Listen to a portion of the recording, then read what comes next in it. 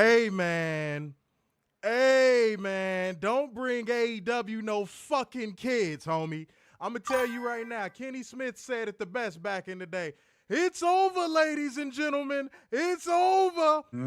I don't understand how any single person can compare WWE to this. It is so much better in every which fucking way. This product blows WWE's product out of the water. Every AEW pay-per-view this year could be a fucking show of the year candidate. Every single one. And don't hit me with that, we never say the pay-per-views are bad. We just talk about the weekly TV. The weekly TV ain't been bad either. Man, I'm telling y'all, it's about that time to switch. If you ain't switched, it's that time. Y'all motherfuckers better switch like a gay dude in prison. y'all better figure it out. Man. Stories, storytelling, matches, brutality, hardcore. It had every single thing you could want. All of the ingredients were in the pot. If you can't tell, I'm already on my pregame thoughts. Let me not get too ahead of myself while I'm still in my britches. Ladies and gentlemen, because that means, welcome to AEW Full Gear 2025 live review. This is your boy, Mr. Starkside. Big good. What is going on, beautiful people? I got the chat section up on the screen, a Truth Seeker section up on the screen, man. So the least y'all can do, I'm doing it for tonight. The least y'all can do is be a part of that like gang, comment gang, share gang, and financial lubricant gang. You know what I'm saying? We're going to read leaderboard gang comments, and we're going to read financial lubricant comments, obviously. But ladies and gentlemen, WWE don't come close to this, dude. It don't come close. It's not touching it. It's not in the same league.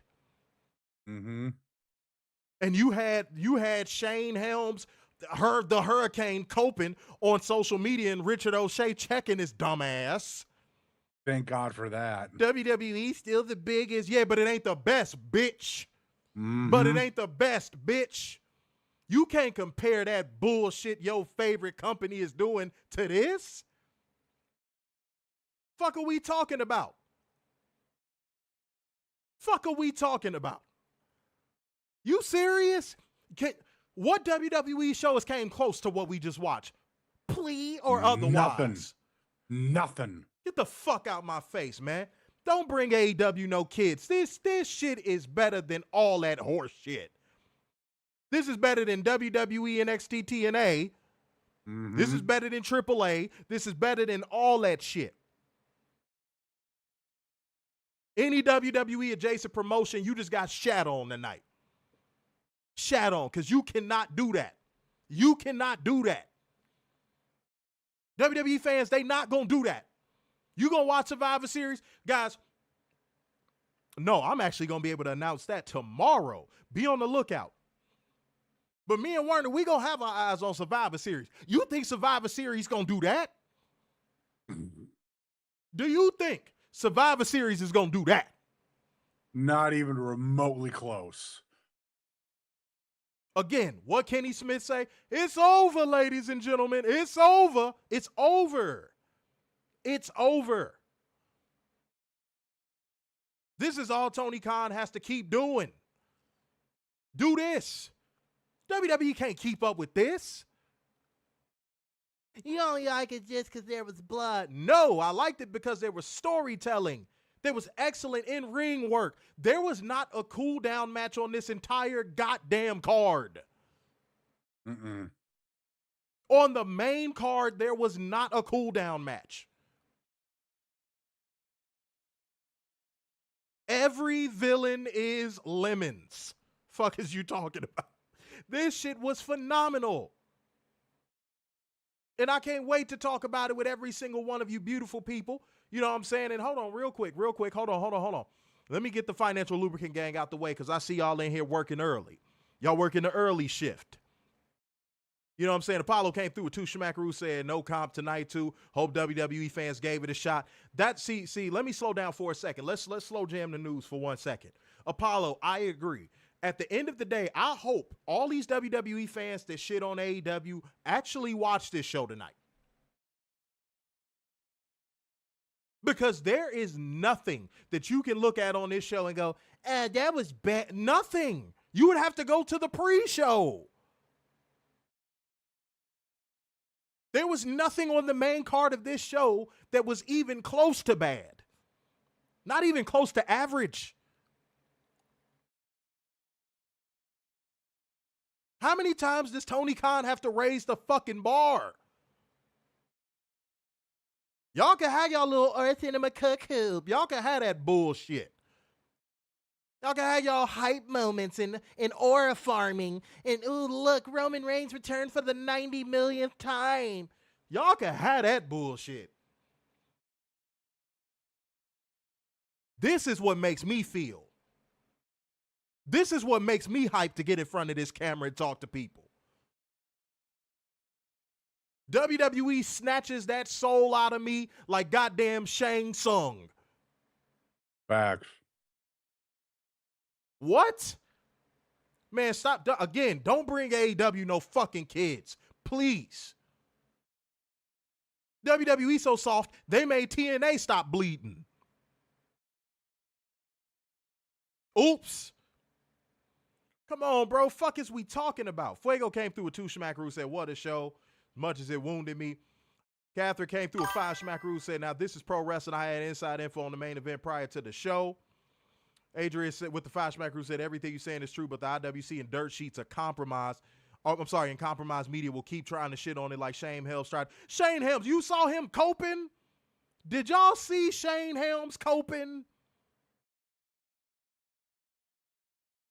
Oh, he was I am so glad Richard O'Shea came through and was like, man, kill that noise. Richard O'Shea was doing that shit all day long. He was like, man, kill that, man, stop. Because you saw what they was trying to do, right? Oh, Persephone should get an opportunity with the big leagues. They was trying to do that shit. And guess what? Motherfuckers was shutting that shit down. Mm-hmm. As they should.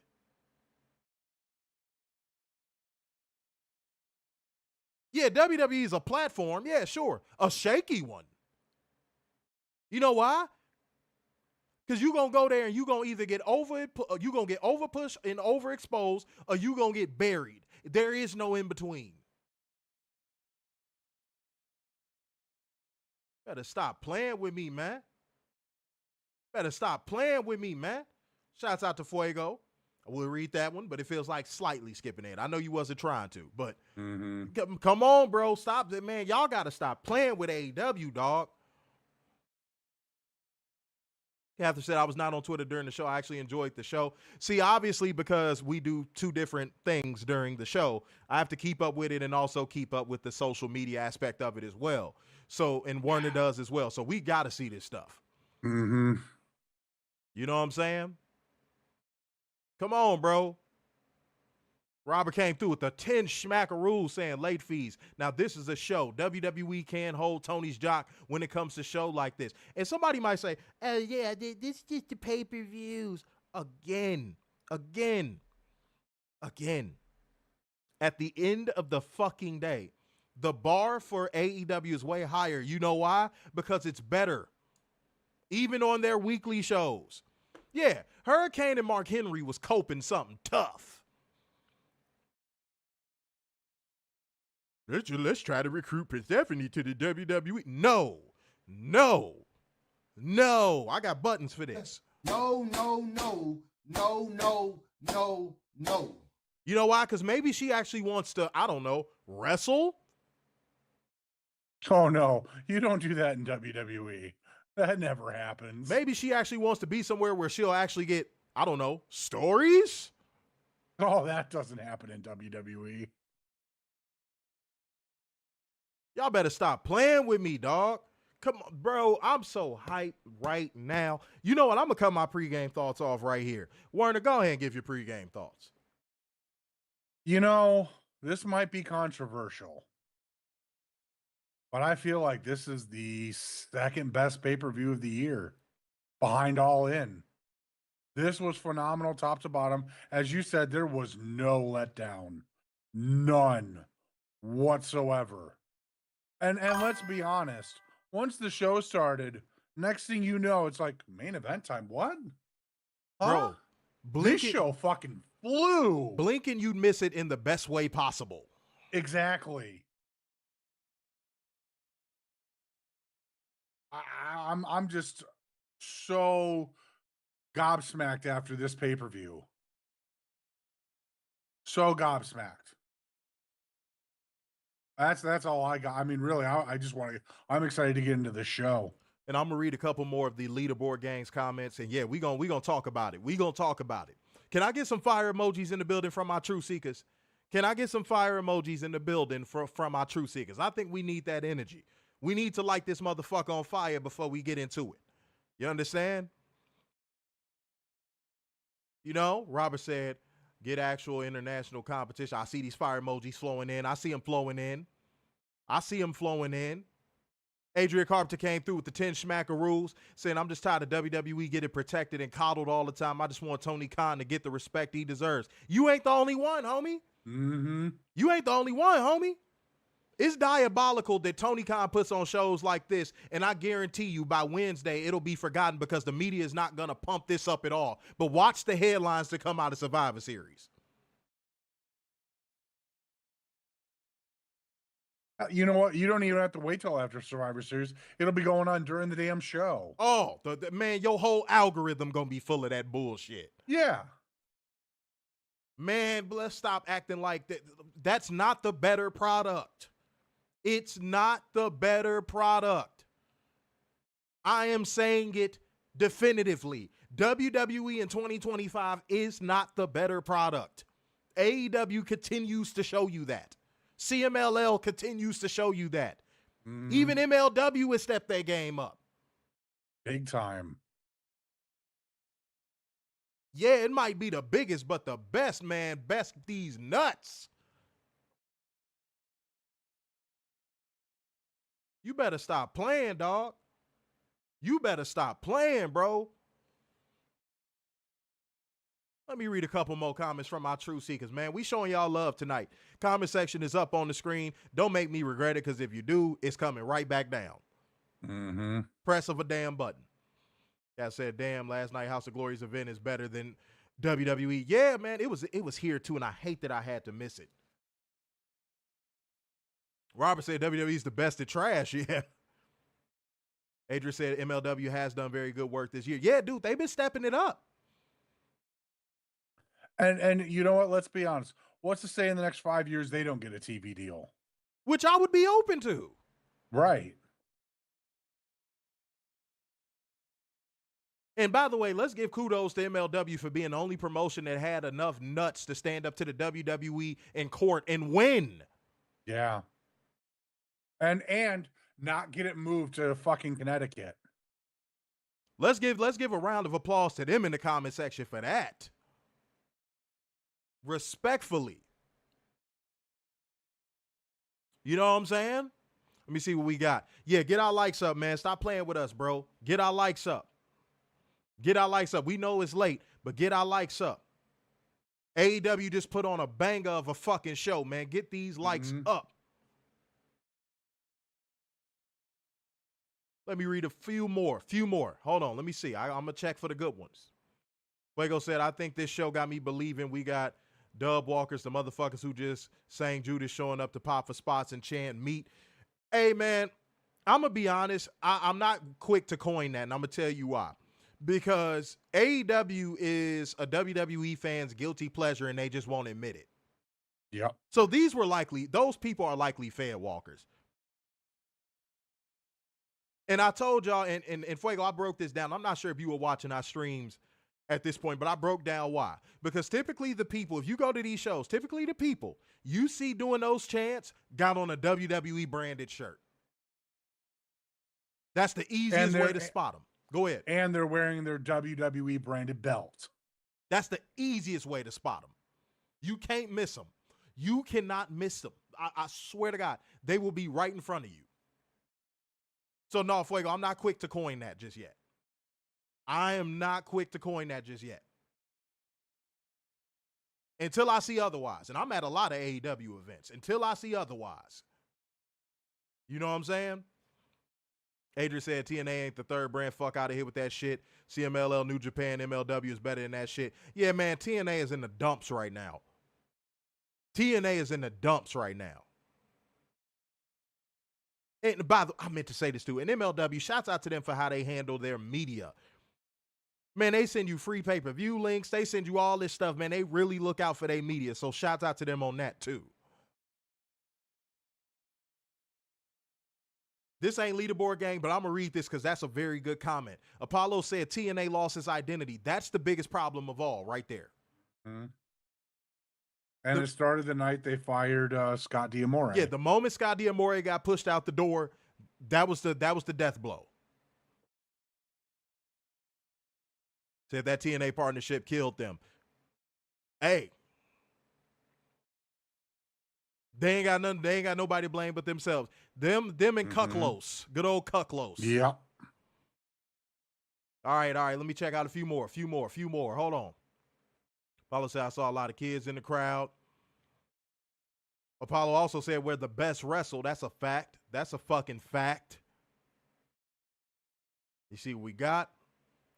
Trying to see one more. Apollo said I counted one big botch. Nick Jackson, and that's it. Yeah, we going to talk about it. Kath said the grifters will continue to grift. They will never change their mind. Oh, no, trust me. We know they'll never change their mind. That's why you have the great people over here at Covalent TV to give you that real shit. Mm-hmm. See how that works? That's why we're here. Got my shirt open. I'm looking sexy. You know what I'm saying? I'm trying to still host, and I got it on. I got on some fine linens. You know what I'm saying? But keep it going, man. Like gang, comment gang, share gang, financial lubricant gang, man. Don't let our likes drop and don't let our chat rate drop either, man. Show this stream the necessary love because we deserve it. Mm-hmm. You know what I'm saying? Robert said they wanted the working relationship. Partnership. Yeah. Fuck out. How well has that worked out for him? You know what I'm saying? Oops. Yeah, that ain't worked out even a little bit. Even a little bit. Yeah, I got the linens on. I'm looking good, you know what I'm saying? But the problem is, I'm getting my hair cut, you know what I'm saying? And I'm going to be hyper sexy. It's going to be happening, you know what I'm saying? Oh, I could definitely teach him how to get some hoes, but first and foremost, I got to slap him on the top of his head and say, Michael Jordan, and then I'll teach him. He has to agree to my terms. Otherwise, I will not teach him. I have to be able to slap him on the top of his bald head, okay? Hug me, I Trick. have nothing against Michael. Wait, Hug Me Trick with $4.99.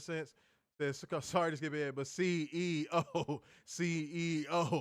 Let me tell you. We'll get into that. No, we're going to get into that. Don't worry. We're going to talk about all of that, beautiful people. We're going to talk about, and thank you for the donation. We appreciate you. The financial lubricant is flowing tonight, and that is what we love to see. Support your boys over here at Covalent TV. So, man, if y'all hype enough, give me the thumbs up in the comment section. Give the thumbs up on this video so I know Warner's vocal cords are ready. They are mayonnaise encrusted. He is ready to go. Werner doesn't even use a can. No, wait a minute. Werner doesn't use a can for graffiti. He just opens his mouth and mayonnaise shoots out on the wall. That's what he does. But we need these thumbs up. I see him. Hell, that's what I'm talking about. Oh, and bzzz. Oh, I don't know why I made you that.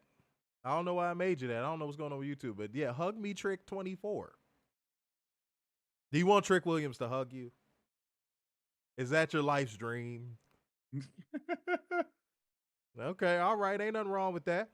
If Werner, he came back for you. That's your prison boo. At night, he thinks of you. He wants to be your man, baby. Moved on to Trick Williams. Nah, man. He wants some of that Confederate mustache you got. Oh, shut the fuck up. That's what he wants. That's what he wants. He want that Ulysses S. Grant. Oh, that's what he wants. And give it to him. Give him what he wants. 24 years ago? Sir, you are a part of American history, and that crustache you got is an even bigger part. All right? That's okay. We gonna get it lined up. You gonna look like Paul Wall. It's gonna be great. We gonna get you right. We gonna buy you a grill. And all of a sudden, you're going to be from Houston. It's going to be great. We're going to get you right, Warner. But you know what, guys? I saw enough thumbs up. I've seen a lot of great engagement. So you know what? We ain't just finna shift this bitch into just one, the first gear. We finna shift this bitch into full gear. So let's not play around, man. Let's go ahead and get into it. Let's go. All righty. We're going to kick off with the tailgate brawl. First matchup, we've got Max Caster and Anthony Bowens taking on the Bang Bang Gang with Juice Robinson and Austin Gunn versus Big Bill. Not Not Stonewall Werner Jackson. Come on. Bruh. What the hell? Hold on. Oh my God. No way. All right. Go ahead. With Bryan the Titty Sucker Keith versus the Outrunners in a $200,000 match. Let's get to that result, man. Let's get to it. All right, making a long story short, we got Bowens getting rolled up by Juice Robinson. Ace Austin joined the crew to celebrate while Juice Robinson got the bag of $200,000 and humped it. Yeah, that yes, really that's happened. True. That happened. That actually happened. We saw it. But yeah, we don't care about the lame storyline, Tony. I'm gonna be honest with you, man. Shouts out to you. You know we rock with you tough, man. But we don't care. We don't. I'm sorry. Okay? Just gotta keep it a bean with you, man. Gotta be completely honest with you, brother, man.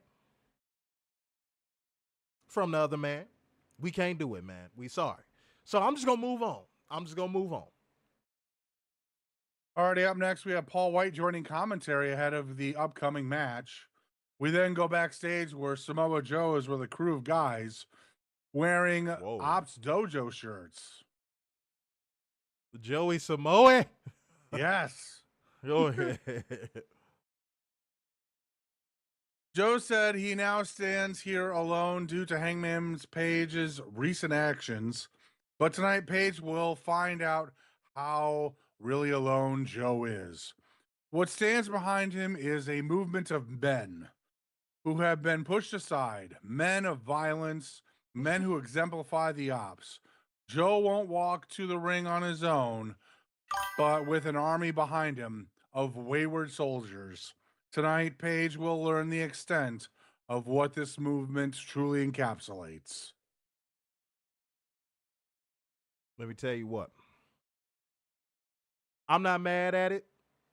I'm not mad at Joey Samoa. Mm-hmm. And you know what else? If it means that this product is going to continue to grow and develop through a youth movement, I'm with it. Mm-hmm. I'm with it. Let me see what we got. Hold on. Real quick. Adrian said, I know Tony Khan has to be frustrated at times to know that you have the far superior product and always have to fight from underneath WWE. Wrestling is the only place where the worst product is embraced. That's a fact. Yeah. Oh, yeah, that man called a mean slap, Xavier. You hit the nail on the head, sir. That's true. You hit the nail on the head, sir. All right, let's keep it going, sir. Already up next, we have Boom and Doom, Big Boom AJ, and QT Marshall taking on RPG Vice, Trent Beretta, and Rocky Romero with Don Callis. Nobody humped a bag of money in this one. No. But y'all, you know what? I'm going to ask the Truth Seekers. What did y'all think about this one? Warren, give your thoughts as well. And then I'll go ahead and talk last on this. You know, we've talked about this. Mm-hmm. I think the last 3 pay-per-views in a row that the tailgate should be taken a lot more seriously and have matches with more meaning. Mm-hmm. This is not one of them. And I don't see anyone in the comment section or probably anywhere in the IWC or anyone that watches wrestling on any level that wanted to see Big Boom AJ and that terrible hot tag. Did you just call this hot tag terrible? Yes, because it was moving slower than me. Damn. So stand still. Pretty much. Okay. Werner is known as a sedentary mayonnaise man, okay? If you open up an animal guide book, you'll see Werner right there in that chair with that same Michigan background, and it will say, I can't even get it out without laughing. But yes, it'll be Werner, a picture of him just like that. Same mustache and everything. And he still wants to not be a part of the union. Okay? Just remember that. He's growing in his beard. He's trying to make sure he can impress all of the hoes, even the pale ones. This is Werner's life's mission. He hates on people's hot tags. Come on, even you have to agree that was a terrible hot tag. Real man of genius. But no, it is a slow hot tag. I'm going to say something not to the opposite, not even close, but like I'm going to deviate slightly. So just like with any wrestling program, there is a place for carny shit and comedy bits. But I am still on the kick of you got to make your pre-shows mean a little bit more. And then you could start doing stuff like this every now and again. Okay? Like every now and again, you'll be able to toss this stuff in. But like, if you knew you had this show planned the way you had it planned, man, look, I don't care how much you like Big Boom Damn AJ. Fuck that. You get a serious match on that pre-show card. If the show was going to shake out like this, man, look, sorry, but you've been pulled. Sorry. Now, if you want to do it on like a little throwaway, you dig, and like a double or nothing on the pre-show, okay. All right. But if you had all this planned, man, fuck that match. So that's my take on it. That is my take on it. Or just if you just got to do it, you just got to get him out there in front of the crowd, do it as a dark match. Seriously. Tony, you have options. That's the way I'm putting it. You have options, Tony Khan. But no, I agree. You got to make your pre-shows mean more. I'm still on that kick. All right, let's keep it going. Alrighty, just real quick. AJ pinned Beretta for the win. Up next, we got Scoops. Backstage with the Young Bucks and Josh Alexander as Scoops asked about his family, the Don Callis family, already 0-1 tonight, and how that affects the momentum. Callis said he is not to worry. He'll have 3 new family members tonight when Mark Briscoe and the Young Bucks officially join the ranks. Matt said tonight everything changes as $1 million will take them back to the glory days. Callis reminds them about his cut for the initial investment and all the bells and whistles that he's given the Bucks over the recent weeks.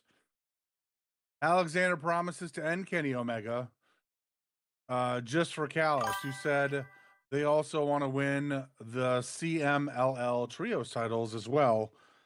Marvez informs Callis that Okada is not there yet. Uh-oh. Oops. The Bucks said that Callis should be concerned, as Callis said this could be the Bucks trying to stir up stuff since Okada was their best friend. Callis yells, "Gift me," and a package flew into frame as Callis said, "It's not money, but let's go try it on." Pause. No, that was kind of crazy. Yeah. That was kind of crazy. I don't know what to make of that one. But you know what? I saw a comment.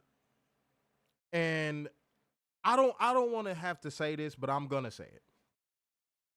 Once we transition into the actual show, even no matter how great the show was, we have to take our fan meta glasses off, and we actually have to be analytical.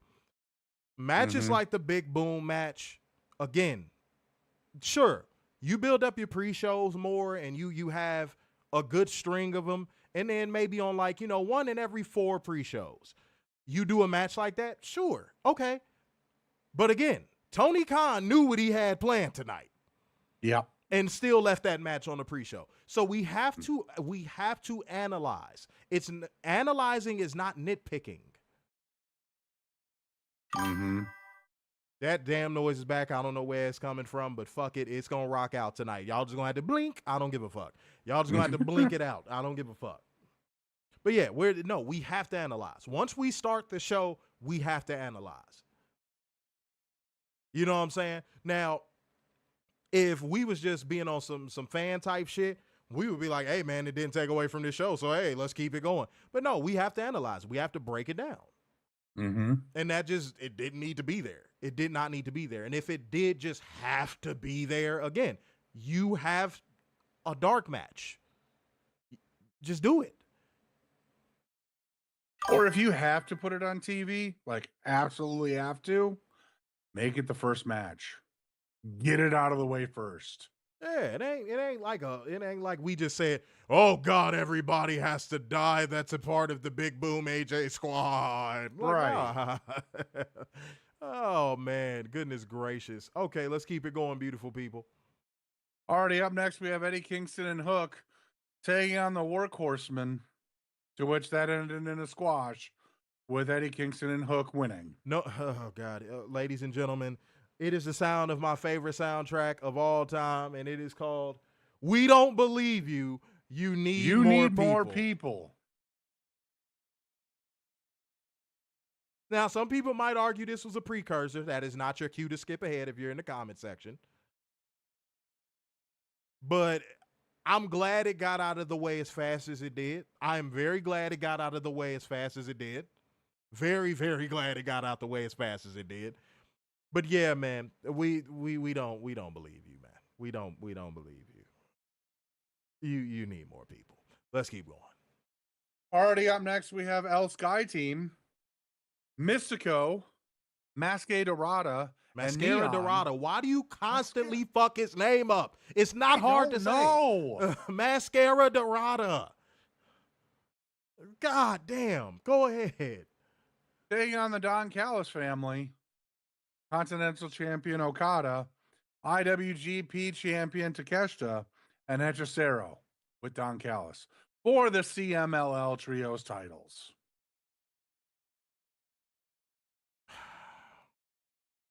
I didn't make that reaction because I thought it was bad. I made that reaction just now, guys, because when you look at how this match was structured and you look at how this match carried into the show, just how it was executed, it had such a great, and I mean great, babyface heel dynamic, and everybody shined. Everybody got an opportunity to shine. If I am CMLL, I am watching this match going, that came off phenomenal. Mm-hmm. I was more impressed by how this match came off than I was the match itself. You understand? The way this match came off, the way Místico came off, the way, like, everybody in this match worked their asses off. Mm-hmm. This is how you help belts build prestige. And everybody was shitting on this going, why is this on the pre-show? This is a devaluing thing. Oh, this is so bad. I even like the moment where Okada finally shows up casually in a fucking McLaren. He just grabs his robe and he just comes out there. This came off so Hey guys, well. what's going on? So am I late? Oops. So not only did you interlace the Takeshita Okada story, but you made the CMLL guys look great. Mm-hmm. I'm impressed with the booking of this match. The booking of this match, I would say the match quality fell just slightly underneath the booking of this match. That's still high praise because I thought the match quality itself was excellent. But the booking was just a tiny bit better. So I have no complaints. I thought this was good. I thought this was really fucking good. Go ahead. Every time WWE does a pay-per-view, within minutes of that pay-per-view over, you know what we see? Producers for each match. Mm-hmm. Never get that with AEW. I would love to know who produced this match because they should get a round of applause for what they did tonight. This was a phenomenal match. Everybody shined. There was no weak link in this match. No. There was no like, oh God, this is gonna happen now. None of that. And then the whole Okada Takeshita, like the story was there and they kept it going perfectly. They interlaced. And I remember in everything investment beautifully. ratings, you and I were nervous about that. Yeah. And they pulled it off perfectly. The match quality didn't take a back seat to AEW's booking. Mm-hmm. Now, if you are a partner of with another company, that is probably one of your biggest concerns. Will the match quality be interrupted by whatever storylines the primary company has going on? WWE. Mm-hmm. You know, like Trick Williams winning TNA's biggest belt. Yeah. Just one. Just as one. It's going somewhere. He's raising the value of it. Isn't Kaylani Jordan still the women's champion over in TNA? I think she's still Knockouts women's champion, yeah. Or just Knockouts champion. All right. Yeah. Adrian Carpenter said, Mark got the custom camouflage TNT belt. It looks sweet. I'm going to have to check it out after the fact. Hey, man, if I wasn't obviously getting ready for WrestleCade and shit, I probably would have been there. I'm just going to be real. Saying Mark on the scrum leaking. Hey, man, we going to talk about it, bro. We going to talk about it. We going to talk about why that is so. Okay? Slow down, base god. Yeah, calm down. All right. But let's keep going. Místico submitted Hechicero for the win. With La Mística. You know what? You want me to read results? You boring people to tears, Werner. Come on. I'm not boring people to tears. God damn it. What did he win with? Say La Mística. Make it exciting for the Latinas that might be watching us. You know, I would have probably butchered that. It's, dude, La Mística? How hard is that Mística. to say? Hey, I can get easy words wrong too, apparently. Come on. Go ahead. Alrighty, up next, we got Darby Allin versus Pac. In a balls to the wall match, Pac won with a baseball bat. I got y'all. Darby Allin. He did something he did not have to do tonight, just like he's been doing all year so far, since he's been back. Darby Allin went out there and said, I'm going to have a wrestling match. Mm-hmm. I'm going to do the one thing that all of these people and all of these fair walkers and these drones say I don't do. They say I just jump off stuff. They say I just hurt myself. Darby said, I'm going to show these motherfuckers I can wrestle.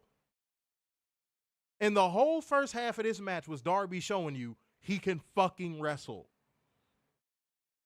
But what made this really stand out to me, and this is something that Tony Khan has to build upon, the heel work that Pac did in this fucking match, y'all. He looked like a monster in this fucking match. Mm-hmm. The Indian burn on Darby Allin's fucking burned bicep, clawing at the burns on his fucking back, throwing him through the ropes, torpedoing his ass into the post. Everything he did in this match meant something. They say, oh, that's why you should go to WWE, because everything you do there will mean something. They'll teach you how to do moves that mean something. They'll teach you how to do it when it matters. Everything that Darby Allin and Pac did in this match mattered. Everything. Definitely no wasted movement tonight with that match. Like, are you joking me? And again, shouts out to Darby. Darby putting his body on the line again, and he doesn't have to.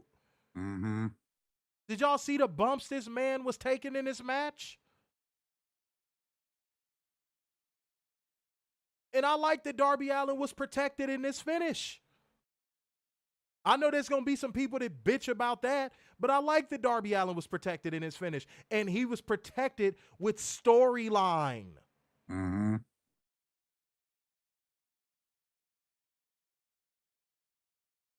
This put over Sting's bat, if you ask me. Mm-hmm. Everything got over in this match. Pac, Darby, and Sting's bat. And Sting wasn't even there. What more could you add? Cheat code, man. Cheat code, cheat code, Yeah. cheat code, cheat code, damn cheat code. Cheat code. They made Sting's bat seem like a magical weapon. Cheat code. How the fuck Sting get over and he wasn't even there? How do people, Warner, I find myself asking this after every AEW pay-per-view. How do people hate on this product? I don't get it. Because this was phenomenal, especially with the baseball bat. I mean, using Sting's bat against Darby Allin was just chef's kiss. And all these people, I saw people bitch, I didn't like that finish. Are you serious? What do they want? I would hate Fucking pillow fights? I would hate to see you on a porn site. Huh. You'll never like the finish. Damn. Like, come on, man. Oh, yeah, shouts out to Sting's son. Yeah, I saw you at his Defy match. Yeah, Catherine, I'm so geeked for that. You got to think Tony has the inside track on him. Mm-hmm. You got to think that. You really do. He under 30? I think he might be just over. Okay. Like, just over. Okay. Fuego said, I've noticed a lot of name, bunch of numbers accounts again. Yeah, the bots are back, dude. I noticed that on Twitter, too. Mm-hmm. Yeah, buddy. They are back in droves. Yeah, no, you are not the only one that noticed that. Man, they are back. Yeah, Cat said, oh, I know, yeah, Darby Allin's training them. Yeah. But let the drones and Fairwalkers tell it. Darby can't wrestle. All he does is jump off stuff. That's what they say. Mm-hmm. And set himself on fire and all that other stuff. Adrian Carpenter said WWE fans they get Dairy Queens on every show complaining about AEW finishes. Fuck out. Dog, they was complaining like a motherfucker. If you would have saw what I saw, you would have been like, shut the fuck up. They were complaining like a motherfucker after every match. That's all they know how to do. Dude, if there was another way of saying that's all they know how to do, I would say it. But like I've broken down to all of y'all that watch our show, it's projection. They hate that their product isn't this. They hate that their product isn't this. So they have to act like they hate it in order to feel better about their shitty little product.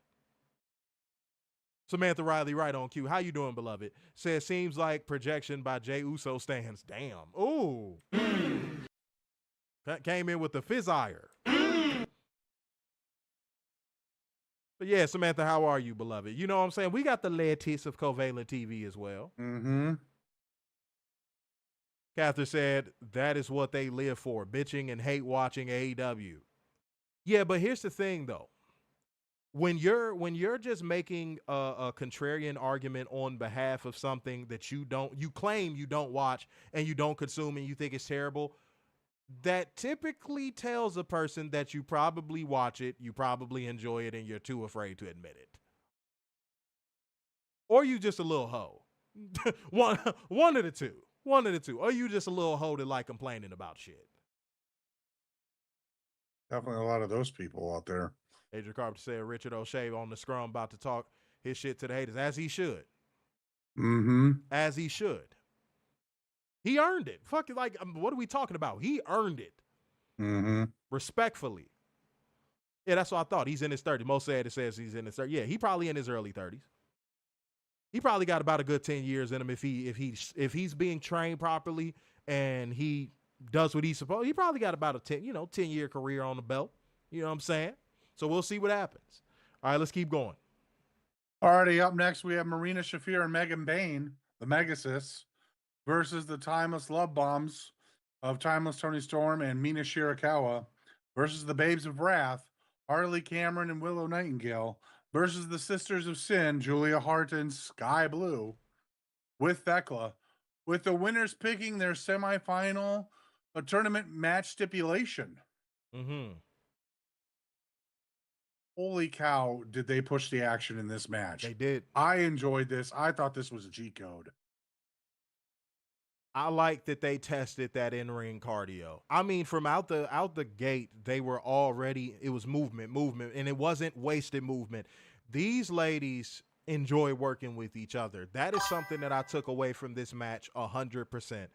These ladies enjoy working with each other. It is a collaborative effort in the women's division in AEW. Unlike in WWE, where it's like, okay, guys, how do we get Charlotte over? Mm-hmm. How do we get Becky over? And no one else. How do we get a belt on Rhea for no reason at all? Mm-hmm. That's what the production meetings are in WWE. The rest of the girls are just backstage shooting fucking TikToks. Let's keep it a bean. Let's be completely honest. Let's be completely fucking honest, shall we? Why is he talking about WWE on AEW pay-per-view? He just talked about projection. Again, y'all declare WWE the what? Industry standard. Okay, so everything by that measure should be compared to it, correct?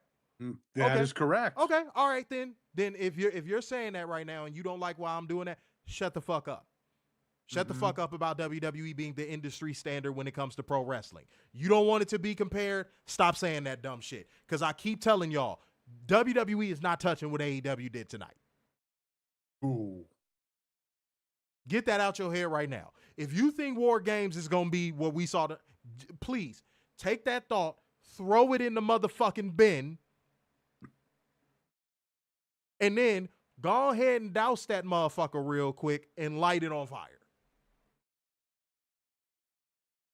Respectfully. But let's go ahead and get to the result. All right. The result is the Timeless Love Bombs won, defeating Marina Shafir, Megan Bayne, and the Babes of Wrath, and the Sisters of Sin when Tony Storm pinned Harley Cameron with her big package for the flash pin. Pause if necessary. I don't think a pause is necessary there. But I like this. It's an interesting swing in the dynamic of the tournament. There were also a lot of people bitching about this match. I saw this. Oh God, I saw this Thursday. People was bitching saying, why not just do this within the confines of the tournament? Mm-hmm. Well, there was a pay-per-view. Did you want all of the ladies that were involved with the tournament to just do nothing? Is that what you wanted? Apparently. See, a lot of criticisms y'all make about AEW, they could be so easily debunked. Why not just have them on the show in the tournament matches? So you want the tournament matches to take place and have matches that actually have established stories to be cut? Not to say the women don't have established stories in this tag team thing, but like, you want Samoa Joe and Hangman to get cut. You want Kyle Fletcher and Mark Briscoe to get cut. Because you know that's what you're asking for when you say that, right? Mm-hmm. And yes, Fuego, great comment. But yeah, no smoke for no women's matches on SmackDown, though. Right. Y'all ever notice that? Love it. Love it. Adrian Carp said Richard O'Shea to make the national title defense at Final Battle. Love it. Love it, love it, love it. I know Tony Khan had announced that already, but I'm glad to hear it. I'm still glad to hear it. I'll be curious to see who that opponent will be. Paulo said, "Oh, that's true. I thought people were exaggerating." No, there was not a women's match on SmackDown. No. Nope. But yet they found time to bitch about the AEW Women's Tournament or for a product they claim they don't watch. Right. See that? They have nothing better to do. They have nothing better to do. Their product fucking stinks. They got to let out that anger somewhere. They got to let out that anger somewhere, dog. Their product is in the dirt. From a creative standpoint, a wrestling standpoint, a storyline standpoint, dirt. Duke Juice Supreme. A Duke Lupa. A Duke Bel Grande. Let's keep going, sir. Alrighty, up next we got Brody King, and the Ring of Honor World Champion Bandito taking on Fitter, Cash Wheeler, and Dax Hardwood for the AEW World Tag Team titles. My daughter. Let me shut this down real quick before we get started. Cheat code. Yes. This is FTR. Yes. This is FTR. This is the FTR that was considered the greatest tag team in the world at one point. This is FTR. Mm-hmm. And I know some people are butthurt about the outcome, but I'm going to tell you what I like about this. FTR now has an opportunity to do something that the business necessitates once in every, I would say, 2-3 years. They have a chance to go on a long run with those tag belts as heels and drop it to a over like Rober babyface tag team and truly cement them. Like how Jon Moxley held the world title and put Hangman over. Fitter has an opportunity to do the exact same thing, but with the tag belts. So before you shit on it, take a second to think about it that way. Take a second to think about it that way. Now, if it's not that and they do drop them to Cope and Cage, I'm going to be like, Now, that would make me kind of go, But that is a possibility. So just keep that in mind. And by the way, like gang, comment gang, share gang, financial lubricant gang, don't slow us down. Don't slow us down. But guys, I was thoroughly impressed with this match, thoroughly entertained by this match. And I'm going to say it definitively now. AEW does false finishes better than any wrestling promotion in the world right now. New Japan held that title for a minute. Yeah, dear Lord, after this match, my God, no one can top that. Yeah, AEW now holds the false finish crown. They know how to use them just right. Just right. Brodito worked their asses off. FTR worked their asses off. The spike pile driver on the apron was nasty. Bandito kicking out of the motherfucking spike pile driver and showing that fighting spirit. God damn, get to the result, man. Let's go. Fitter won with a shatter machine on Bandito.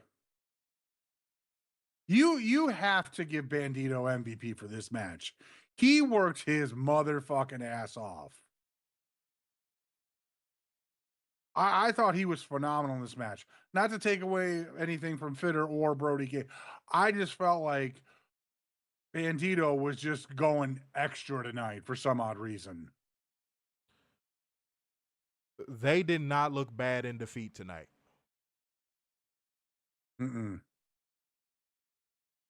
They did not look bad in defeat tonight. Does anybody think, oh, God, Bandito and Brody King are buried? No. If you do, please present me with a logical argument. And it better be good. It better be a damn good argument. Yeah, the Bandito definitely deserves a bonus. Yeah, absolutely, Robert. Absolutely. Respectfully. Because every time he goes out there, he gives it his all. Every time. You know what I'm saying? Let me see what we got. Let's read a couple more. All right, cool. All right, look like wait, huh? They like to drop a Continental Classic. That's another reason they like to drop tag time. I mean, look. We gonna talk about who is already in the Continental Class. Well, it was a side sec. No, let's hold off. Let's go ahead and get into it, y'all. Let's keep the show going. Like gang, comment gang, share gang, financial lubricant gang, show up, show out. Let's go. Already up next, Bryan Danielson tags in on commentary and replaces Nigel McGuinness. To which we kick off the Casino Gauntlet match for the inaugural AEW national title. I can't believe I'm saying this. I'm giving this a cheat code. I never thought a battle royal would get a fucking cheat code. Gauntlet. Mm-hmm. I never thought in a million years. The storytelling between Bobby, Shelton, and Ricochet is just next level, and they continue to still keep it fresh. Even though we don't care for this, they even told a story with the Matt Menard fucking Daniel Garcia thing. Even though we don't care for it, they still told it. You know what I really enjoyed is once Bobby and Shelton were out of the ring, Ricochet's like, "Yeah, I'm okay," and then here come the Death Riders. Yeah. Like, come on. Now, per the usual, we have to say it because we have to put our analytical goggles on. Okay. Mm-hmm. I don't know how many times Tony Khan needs to see Orange Cassidy and Daniel Garcia flop in prominent positions to pull the plug. How many real quick, how many prominent positions do you have to put them in and see them flop before you go, maybe I should stop fucking doing this? Everybody else did their thing. Mm-hmm. Everybody else did their motherfucking thing. Even Wheeler Yuta he's been stacking performances. Mm-hmm. I want to put that out there too. Wheeler Yuta has been stacking performances. Be on the lookout. You know what I'm saying? But yeah, man, like I love the stories that were told in this one. I love seeing Kevin Knight and Speedball go at it. You know what I'm saying? Claudio, that uppercut he hit straight away was nuts. Mm-hmm. Real talk. But Adrian Carpenter said, Tony Khan said this is the best Casino Gauntlet. Do you and Werner agree?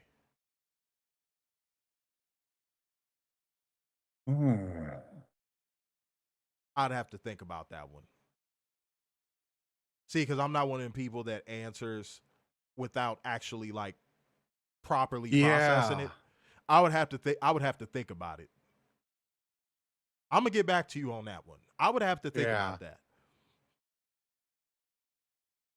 Yeah, now that I agree. Ace Austin, that's my homie, by the way. Shouts out to Ace Austin. Solid dude. Said should have been in this instead of Garcia. Yeah.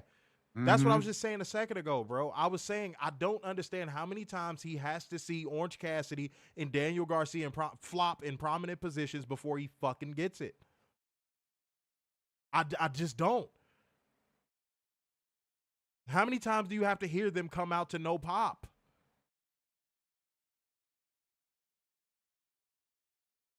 My question is like when Roddy came out and you had Daniel Garcia right at the apron just waiting for him. Mm-hmm. He's not about that life. Yeah, we don't believe you. He's not in. You need more people. Yeah, we don't believe you. He's not a killer like that. Now, if it was Claudio, we would have been like, "Fuck, he's screwed."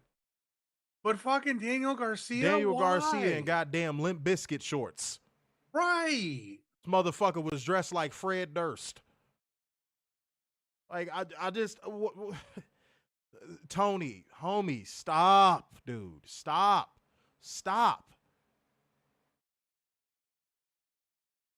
It's time to go red light on them motherfuckers, dog. You done had that light on green for them too long, dude. Red. Don't even go to yellow. Mm-hmm. Just go to red. Go to red. There's nothing they can do. Your roster has evolved past Daniel Garcia and Orange Cassidy. Mm-hmm. And if Anna Jay don't shape up, it's about to evolve past her. Mm-hmm. I think it didn't already pass Ty Mello. Yeah. I think it passed Ty Mello 2 years ago. Probably should just go to Japan. Respectfully.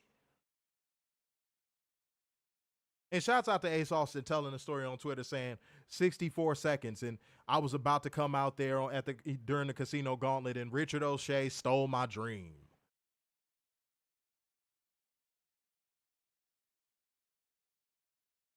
You see that? Like, it's levels to this shit, man. Mm-hmm.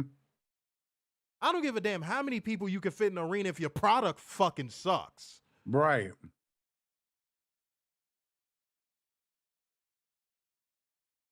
Lord. All right, let's keep going, man. Real quick. But who's to say Ace doesn't get a title shot on Wednesday? Or even next Saturday?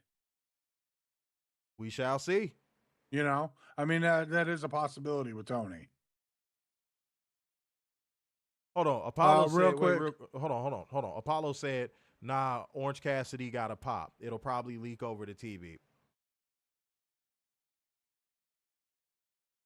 I know if he got a pop, it was a courtesy pop. That's what I was finna say. And also, when I think of pops, like real ones, I don't think of like, yay. No. When I think of a pop, I think of a roar. And I know you know the difference. Mm-hmm. I know you know the difference. Let's not do that. You know the difference.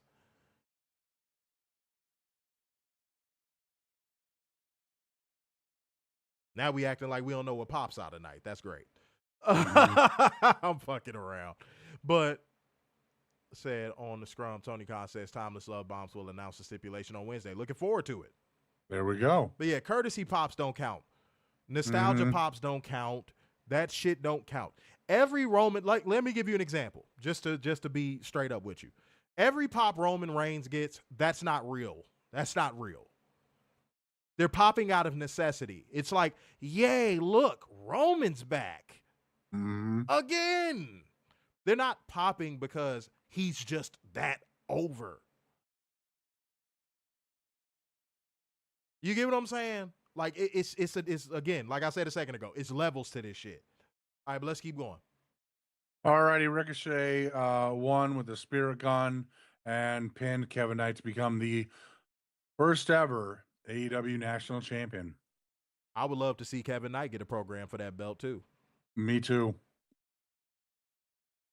All right, up next we have Jon Moxley taking on Kyle O'Reilly in a no-holds-barred match. Man. Eat. Man. Cold. Man. Eat motherfucking code. This was one where I was like, they're going to have to go out there and show me. Man.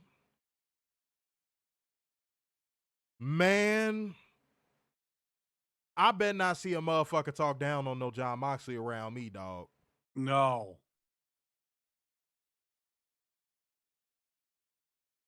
The game tape that Jon Moxley has been putting out has been nothing short of fucking pristine. Mm-hmm.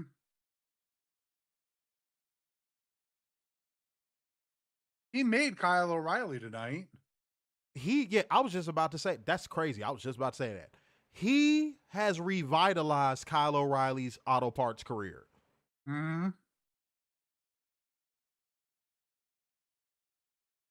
Now Kyle O'Reilly looks viable all over again. This is the most viable as a competitor Kyle O'Reilly's auto parts has looked in a long time. In a long time. Dude, you had finger biting, you had nipple stabbing, you had fork stabbing, You had submission work. You had chain wrestling. This match gave you everything. And the storytelling in this matchup was top damn notch. Go to the finish, man.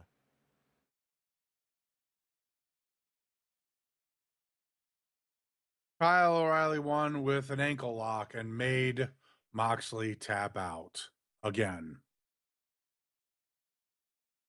Post-match, a frustrated Moxley gave a nod to O'Reilly, who collapsed and was checked on by doctors. Moxley was going to leave. Then he came back to the ring and attacked with the Death Riders ringside. Moxley left with them as Roderick Strong and Orange Cassidy helped O'Reilly to the back.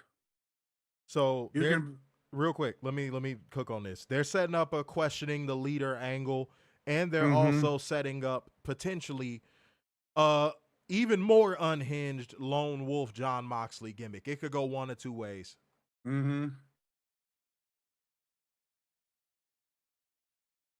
Either way, I'm with it. I'm excited just for that, just for Wednesday. There is so much that there's going to be so much fallout. I would not be surprised if we get 3 hours on Wednesday. That's a good shout. Fuego said the Death Riders didn't move till Claudio gave the nod. That's a good shout. Nuance, detail, nuance, detail, nuance, detail, nuance, detail, nuance, detail. Something you do not see in the industry standard. Said Kyle was on the verge of breaking out when his injury happened. He's regained the momentum he's lost because of Moxley putting him up. Dude, Moxley has done excellent work with him. And we started to question it at first. I see it now. I'm with it. I'm with it. P-Rock said, you know what this match reminded me of? Go for it. You know when you play sports or you're watching sports and you hear, well, they had to win ugly. That's a perfect of you won ugly. Because this was just a drag out fight and it was phenomenal. And the crazy part, this was an uphill battle. This match was an uphill battle. So not only did they prove that this was worthy of its spot on the card, but they also proved there's a story that's about to come out of this. And it's probably going to be a real good one. And if we get even more violent Lone Wolf Moxley because the Death Riders turn on him, sign me up. If y'all want to see that too, put sign me up in the comment section. I'm with, dude. How do you hate on this? How do you hate on this? I don't get it.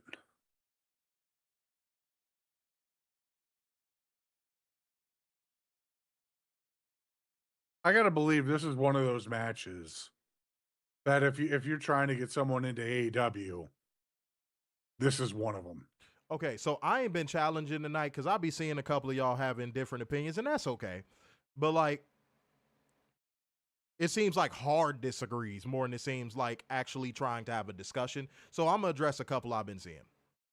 And first one I see, it's not, this one is kind of on the lighter side. But Fuego said Mox might lean back with Burger Kingston.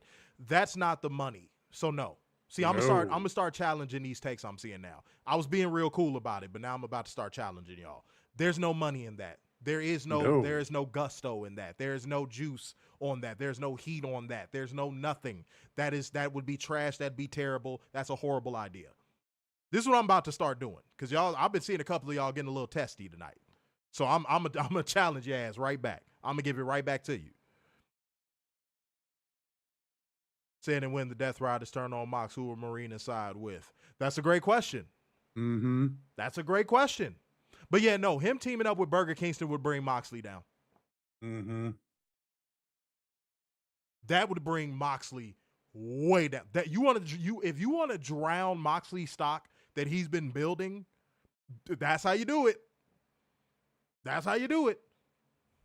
That is tossing all of Moxley's momentum in the ocean without a life vest. Mm-hmm. That is not a good idea.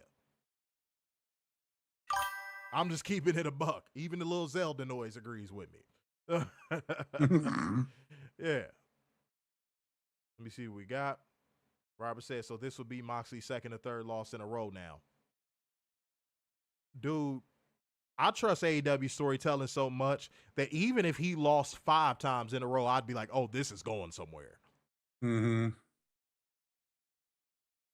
I trust AEW storytelling that much. Wait a minute. Has he won a match since he dropped the title? I'm sure he's won a match since he dropped the title. I'm sure he's won a match since he dropped the title. I could be wrong. He lost the title. Uh-huh. And then he had a follow-up. And then he had his whole thing with Darby. See, not true. See, because instead of challenging us, y'all got to pull these facts up. Mm-hmm. All right, Paul say, yeah, he's won matches. Say, yeah, he beat Garcia. That doesn't count for anything. No, it counts, bro. He snapped into a Slim Jim, dog. That's all right. Said beat Kevin Knight. That's the one I remember. Thank you. That was the one I was remembering. Thank you. That's right. Okay. Yep, said steel cage and forbidden door and coffin match against Darby. He won 2 matches. Samantha. Okay. Shouts out to Samantha. She like, I There know we about go. Moxley. She like, I know about him. I know about him. Bang, bang, bang, bang, bang. Yeah, man. That coffin match was good, too. Yeah, it was. That was real good. Which, by the way, I saw that getting flack and people saying that it was overproduced. Uh-huh. Uh-huh. They don't understand the term overproduced. I don't disagree with that. Adrian said Tony Khan was asked who the breakout wrestlers of 2026 will be. He says Jet Speedy, Willow Nightingale. I don't disagree with that. I don't either. Especially Willow. Willow is primed. Willow is about as primed can fucking get. Dead ass. But like gang, comment gang, share gang, financial lubricant gang. Let's get the financial lubricant back rolling in this motherfucker, man. And if you are in here, True Seekers, give us a fire emoji. Give us a fire emoji. And now that we got through the fire emojis, let's keep going with this show. Alrighty, up next we have Kyle Fletcher versus Mark Briscoe in a no DQ match for the TNT title. But if Mark Briscoe loses, he must join the Don Callis family. Ladies and gentlemen, I opened up the pages of the book. Then I turned to the back just so I could find the cheat codes. Cheat code, cheat code, cheat code. How the contrast between 2 matches that were basically both no disqualification. How these matches both had different contrast of storytelling and still executed from a match quality standpoint was nothing short of superb. Nothing short of superb. This could have easily been redundant. This could have easily been redundant. Can we all agree on that? And not only that, if it was in the other company, it would have definitely been redundant. Let's be serious, Warren. Come on, man. It wouldn't have even, dude, Warren, that was terrible. It wouldn't have even came close on either one. On either one. So now that's why I'm looking at it. I'm going, why are we even saying it? Because, dog, WWE couldn't produce this. They couldn't produce this or the Kyle O'Reilly, John Moxley match. No. With or without blood. But the contrast in the storytelling of these 2 matches for them to basically have the same gimmick, but yet one story felt more like an underdog story and the other one felt like more so the heel was fighting from underneath to conquer his demon of quitting. How did they tell these stories so well? See, Mark Briscoe was more of an alley-oop. I'm going to be honest. Mark Briscoe was more of an alley-oop.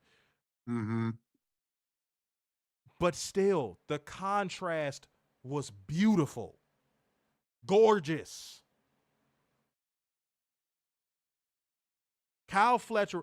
I saw somebody say this, and I can't remember who said it in the comment section. One of the Truth Seekers said it. Somebody said this was going to be Kyle Fletcher's Randy Orton versus Mick Foley.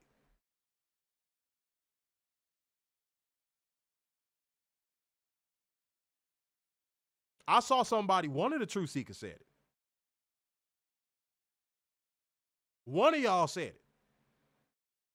See, Werner don't be remembering y'all or caring about y'all, so my fault. He can't help you. But I'm going to tell you right now. I feel like, no, I don't feel, I know. I know for a fact that Kyle Fletcher in this defeat does not look bad, and I'm going to tell you the main reason why. It was a story of a man that was willing to go through hell to maintain his arrogance, to maintain his ego. This match was Kyle Fletcher going all out to protect his ego, to protect what he sees his potential as. Meanwhile, Mark Briscoe was fighting for something bigger. That's why the video package before this match was beautiful. Kyle Fletcher was fighting for his legacy. Mark Briscoe was fighting for honor. Family. Family. And the both of them were willing to claw it out for the same thing, to preserve what they were all about.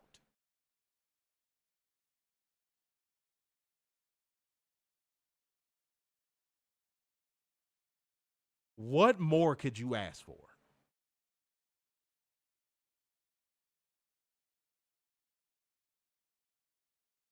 What more could you ask for?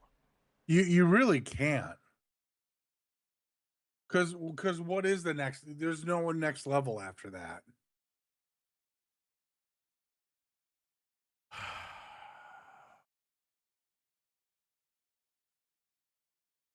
I wanna have a discussion. Let's have a dialogue. If there is somebody in here that thinks that Kyle Fletcher is gonna go downhill from here, raise your hand. I'm curious to see if there's anybody in here that actually thinks Kyle Fletcher is gonna go down from here.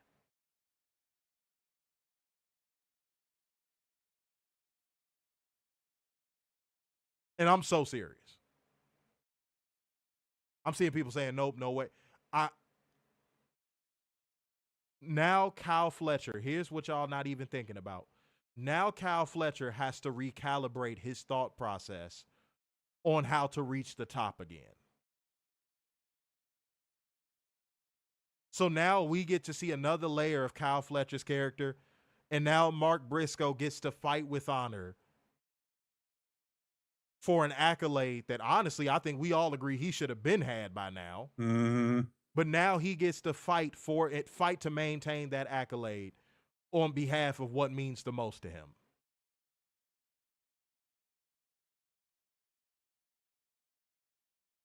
P-Rock's no skipping ahead, bro. Yeah. Goodness gracious, man. Come on, y'all. Shit. Y'all being testy tonight. What is going on? Okay.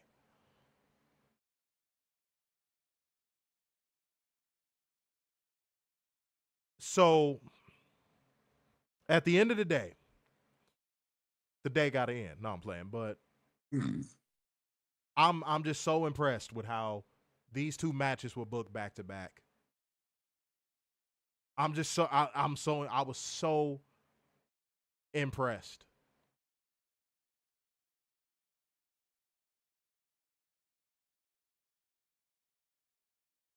And Tony. Sorry. Real quick. No. Hold on, real quick. And if it takes a year for Kyle Fletcher to get back to the top after this, I'm okay with it. If he builds and develops a new character as a result of this loss, I'm okay with it. But if you're not okay with it and you think it should have been this or it should have been that, that's fine. But I would beg you to offer a rebuttal as to how any outcome but this one was a better one. Go ahead, Werner. Tony really played a very tightrope with these two matches going on back to back and knocked it out of the park. I don't know how many times, doesn't matter who the booker is, can pull that off, multiple shows in a row. But Tony has been doing that for the entire year. And people need to start recognizing that.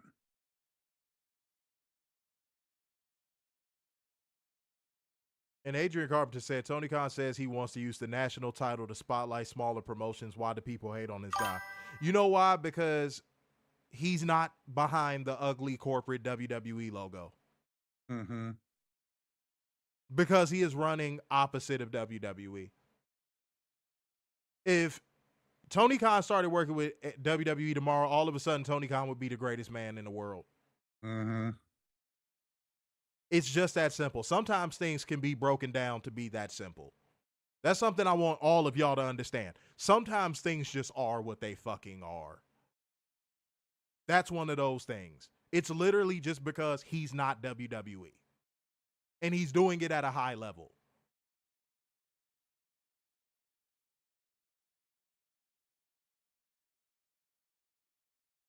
Because WWE would not be doing what they're doing to him if they were in TNA's spot. So just remember that. Anytime you ask that question, just remember that. It's not anything further than that. Anything past that, you overthinking it.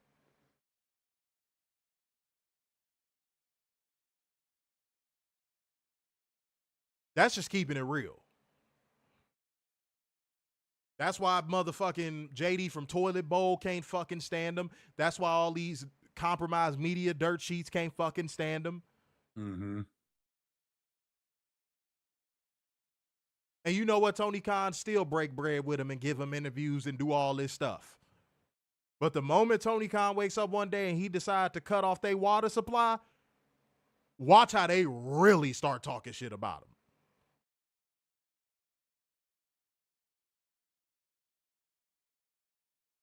And that's a fact. Oh, they really gonna start going scorched earth on him when he finally cut him off. Mm-hmm. Dead ass. All right, let's keep going. Alrighty, up next we have Kenneth Omega III with Jurassic Express taking on Josh Alexander and the Young Bucks for $1 million. Million. Again, this was another cheat code. I don't know how a 6-man could be a cheat code, but Kenny always finds a way, along with the Young Bucks. And Josh was bumping his ass off. This was phenomenal. Dog, I swear it was like commentary was listening in to my motherfucking crib during this match. Because just when I was like, man, it looked like Kenny Omega got back in great shape. Somebody on commentary was like, Brian Daniels was like, Kenny Omega's in good shape. I'm like, what the fuck? Then I was like, man, it looked like the Young Bucks got in good shape too. The Young Bucks look like they're in the best shape they've ever been in. I'm like, what the fuck is going on around here? You know what I'm saying? But that shows you that Kenneth Omega III can still do Kenneth Omega III things. Mm-hmm. That's what I like the most. It was good to see him have a vintage performance. Fuck Michael Chode. I hate that he ruined that word for me. Mm-hmm. But it was good to see him have a vintage performance.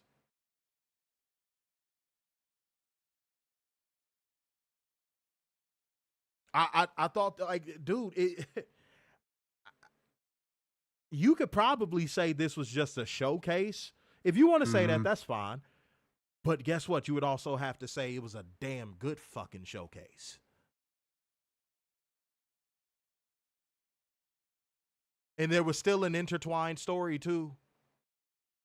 So you can't say, yes, there was. So you can't say, oh, it was no story. It was just a showcase. No, it was still a story too. You know why? Because go ahead and get to the result and tell the people what would have to happen after the match. All righty, the Young Bucks hit a BTE trigger on Jack Perry to win. Post-match, Callis came into the ring with Mark Davis, Hechicero, El Clone, and Rocky Romero. telling him they were rich once again and it's time to celebrate. Callis will walk the Bucks up the ramp with the bags of money as the family attacks Kenneth Omega III in the ring. Matt and Nick ask Callis what this was about, as Callis wants Follow, them slow down. to go spend the money. All right. The crowd starts chanting, "You sold out," but the Bucks throw down the money, hit the ring, dishing out super kicks to everyone. Jurassic Express check on Kenny Omega III before offering a handshake to the Bucks, who accept. Kenny gets up slowly and starts putting it together with the crowd chanting, "Hug it out." The Bucks offer a handshake. Omega slaps it away and they hug it out and stand tall. The Callis family is furious on the ramp as they are holding all the money. Omega, Jurassic Express, and the Bucks all leave on the babyface side of the stage. The Fed Walkers were so loud tonight. Mm-hmm. I don't know who was in the building. I don't know if anybody that's watching right now was in the building. The Fed Walkers was so loud. And I hate that. Because this show deserved better. It did. Mm-hmm. But, like, yeah, the Fed Walkers were, like, dummy loud. All right? No, the Wheel of Fortune, John, at the beginning, that was funny. That was cool. That was funny. And, Mo, you got a wrench, man. If you see somebody skipping ahead, just remove the comment. Mm-hmm. Whoever got a wrench, fucking use it. Otherwise, it ain't no point in you having it. I'm just going to take it the fuck away. Like, we hadn't even got to that point. It's, oh, my God, the elite. And I'm like, bro, slow down. Shit. I'm going to make sure Warren ain't going to skip over shit tonight. Straight up. But shouts out to the Young Bucks. And, again, everybody that was putting on a performance in this matchup did the damn thing. I was super happy with it. And, again, saw people hating on this. For no reason. Saw people hating on this. I saw people saying this made no sense. I'm like, what? You know what, Daryl? Maybe this is what we should do. We should give them the WWE trope of, wait, it's going somewhere. No, because then that feeds right into them. No, because this is actually going to go somewhere, unlike WWE. No, I don't even want to use that lingo because that's going to feed right into them. Because you know why I say that, dude? Because they know that when they say that, it's not going anywhere. They know when they say it, something that's happening in WWE is not going anywhere.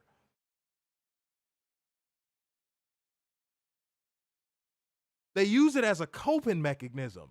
That's why I don't want to say it. I'm not finna repeat they damn coping mechanism. Shut up, it's going somewhere. Triple Nose has a plan. What, to blow his nose and wipe out fucking whatever city he's in?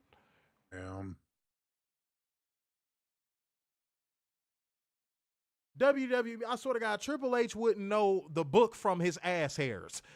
Can we stop? This is a cohesive, coherent, absolutely easy to follow, and phenomenal overall product. You know how many shit we done seen Triple Nose flop just in the last year? And y'all know I fucking hate Cena, but how the fuck do you botch Cena's final run? Mm-hmm. All you had to do was have him be good fucking Boy Scout John Cena and have him bury everybody like he's done for 98% of his career. Like, it was fucking foolproof. Mm-hmm. And then I said, oh, if you're not gonna, Warren, I said this, and if you're not gonna do that, you have to do what? Turn him heel. Mm-hmm. He didn't either, right? He didn't either. How the fuck do you fuck up both? You have the Super Cena playbook already.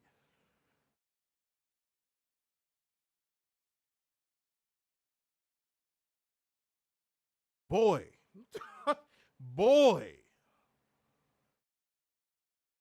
Said, I'm exactly right. They know their crap is dumb and it's going nowhere. They say let it play. Yeah, dude, that is a coping mechanism. They don't say that because they mean it. They know the shit that they be saying it's going somewhere ain't going no damn where. That's not a door, that's a wall. Shit ain't going nowhere. Be serious, WWE fans. It's going somewhere. It's going towards Ora Cinema Cook. No. I got buttons for this. No, no, no, no, no, no, no. All right, let's keep going, y'all. Alrighty, up next, we have Chris Statlander versus TBS champion Mercedes Moné for the AEW Women's World Title. All right, so here's why I do got to put my analytical cap right back on. It took a minute for this match to get to second gear, but once it did, it didn't let off the pedal. Mm-hmm. I'm going Chico for this one too, but it did take a second for this to get into second gear. It did. Let's be honest. Let's not say, oh, we're nitpicking. No, we're being honest. Mm-hmm. It took about 4-5 minutes for this to get into second gear. I'm glad it did, and I knew because they have chemistry. I knew it would. But I was like, oh, it's taking a minute. No, I was like, uh-oh. It's taking a little bit. Hold on. And yeah, no, her entrance was, She had a phenomenal entrance. That was dope. Mm-hmm. And she did that shit like a stunt woman. She knew exactly how to do that shit. No, that entrance was fire. That was fire. But let's go ahead and get into the match and the result, and then we'll talk about it. All righty. To make a long story short, Chris Statlander avoided a head scissors to the corner, countered with a Saturday Night Fever for the victory. Hey, Chris Statlander retains. Real quick, Aubrey Edwards sounded like Frau from Austin Powers when she was counting. Lower the attack! She said, 1, 2. I was like, this bitch sounded like Frau. I was trying to put my finger on it while I was on. I'm like, she sounds familiar. I was like, what the hell got into Aubrey? When did she start smoking 6 packs of cigarettes in a day? Mm-hmm. That shit was hilarious. Aubrey, it's all love. It's all love. He's probably watching like, did he just call me a bitch? I call a lot of women bitches. You'll be all right. But, yeah, no, that was funny. Sounded straight up like Frau. I was like, where did that come from, Aubrey? But overall, once this match shifted into second gear, it was full steam ahead. Mm-hmm. Or as you could probably say, full gear. Boom, boom, boom. But yeah, no. I enjoyed it. About to pop a cough drop, ladies and gentlemen. But yes, and what I liked about this, they went into the familiarity aspect between these two ladies, and it also took an entirely different approach from their previous matches to where it felt like more of a competition between the two of them of who could keep up with who. It was a war of attrition more so than it was a wrestling match. It was like Chris Statlander showing Mercedes, I'm going to keep up with you this time. And not only am I going to keep up with you, I'm going to fucking win. Mm-hmm.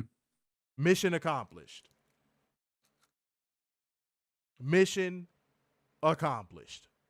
And it just makes that next match all that more higher in defense. If we do get Statlander Mercedes 2 for the title, I know this would be like their 4th match overall. But that next match is going to be balls to the wall. Yeah, and the 14 suplexes was fire too. It's funny, I was just about to bring it up and I saw it pop up. But yeah, the 14 suplexes was fire. Mercedes is snatching her respect, which I love. Because she's been doing that since she's been in AEW. I just think people are just now realizing that she's doing it. She is taking her respect in her hand and pulling it. And no amount of drones and fair walkers are going to be able to pull her respect out of her hand.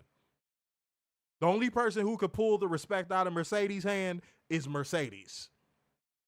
And you want to know how she could do that real fast, real quick fast? Going back to WWE. Mm-hmm. If Mercedes wants to destroy all of this work she's doing right now, all she got to do is go back to WWE. As soon as we had a dream, I made it. The moment I hear that, I'm gonna be like, oh, she didn't checked out to the game. And then everyone's gonna be like, yeah, They're gonna love her again all of a sudden. Yeah. Mm-hmm. She can job out to Charlotte again. Yay! Talk about that to be a WWE plan to ask Tony Khan that Warner Brothers Discovery question. I don't know what you talk about. What happened? Don't know what happened. Yeah, Robert, it was a moment in that match where I definitely thought Mercedes cracked some ribs. Yeah, there's no reason. There's no reason for Mercedes to go back to WWE. None. Fuck that fake ass Hall of Fame. There's no reason for Mercedes to go back to WWE. None. Zero. Negative if possible. There's no reason. She's going to make more outside that company. She's going to be fulfilled more outside of that company. She's going to have better matchups outside of that company. It's just not worth it. She can have more time off if she needs to. Says she is proof that you don't need that giant W to be a star. Yep. That's and that's the fact. and outside of her being black, that is the main reason why WWE drones hate her. Mm-hmm. And that's just keeping it a bean. All right, but let's keep going.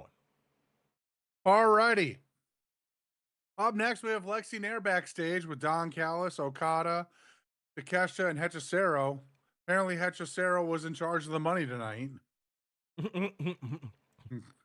the walking ATM, Hechicero. Callis said once Okada and Takeshita get on the same page, they'll be the best team in AEW history.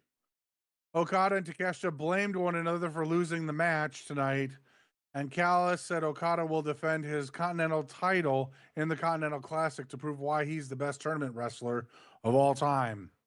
Takeshita said that's fine, as he'll also be in the Continental Classic, to which Kyle Fletcher stormed in and was like, where were you guys? Proto-Okada? Proto-shit? Yeah. Both of you say you were my best friends, and none of you were there for me. I'm going to be in the Continental Classic, too. I love how he came in there looking like he ate a bitch out on her period. Right? Blood was all dry. I was like, what the fuck? That was funny, but go ahead. Fletcher storms out. Okada told Takeshita, look at what you did to Kyle. You bastard. You bitch. But those three names being included in the Continental Classics, I'm already signed up. Mm-hmm. I'm already signed up. You got me. Tony Khan, you got me. You got me. Wait. Could you imagine we could be in a world where all three of them are on the gold team? Gold team rules. That's right. I'm so ready to bring that back. But Adrian Carpenter said Tony Khan was asked, Tony Khan was asked, is he scared about the Warner Brothers Discovery sale with competition having deals with multiple outlets? He rolled his eyes and said he has zero concerns. He has connections due to the NFL. Talk your shit, Tony. Yeah. Gold team rules. Yeah, that had. Hold on, wait, real quick. That had to be a WWE plan. I agree. No, go ahead. But let's be honest here, okay? Hypothetically, let's say the worst thing happens, right? Mm-hmm. One of WWE's partners picks up Warner Brothers, right? Mm-hmm. AEW has to go somewhere. Mm-hmm. Wouldn't you think AMC would be making that phone call real quick? Somebody gonna make the phone call. Oh, I know someone's going to make the phone call. Mm-hmm. But wouldn't it be surprising if Tony swooped in on AMC and said, "Hey, I'll put my programming on your network if you don't put TNA on there." I think whatever the case, Tony Khan should be a dick about it. Uh-huh. Whatever the case. And I don't know why WWE is fucking around because, like I said, if Tony Khan really wanted to, he could buy into one of these companies with ease. Mm-hmm. You think Tony Khan can't buy in on Warner Brothers Discovery if he wanted to? Like, WWE is so predatory that Chris Hansen should walk backstage at every WWE show. Yeah. Like, they have nothing better to do, them and their fucking shitty fan base. They have nothing better to do than to try to shut down real professional wrestling promotions. Boy, That 2 hours would be that 2.5 hours would be a hell of a lot more entertaining. Man, this shirt I got on smell like this bitch I was with. This shit smell good than a motherfucker. That's why you mess with bad bitches. They smell good. Mm-hmm. This shit smells great. Okay. Adrian said, Werner, that's an antitrust violation. It's the reason WWE lost to MLW. Whatever company buys Warner Brothers Discovery will likely honor the contract. I said hypothetically. Warner's I know they would have to honor the contract. I gave out a hypothetical. Werner's nickname back in ancient Rome was Hypotheticles. I'm not that old. Yes, he is. He is. He is ancient history. The first recorded mayonnaise was you. Oh, Jesus.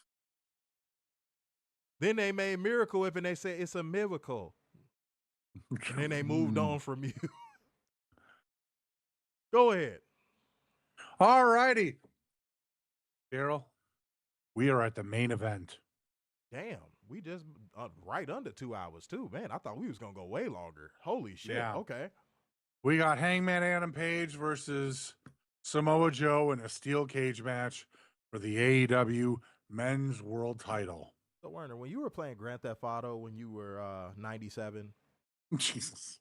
and you wanted to get unlimited ammo on your gun, what would you put in? What was that thing? What were them things called? Cheat codes. That's it.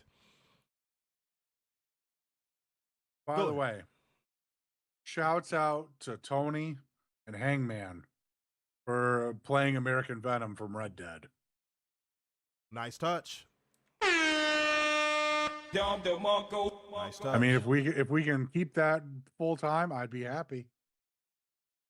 Look, this is just the brother in me.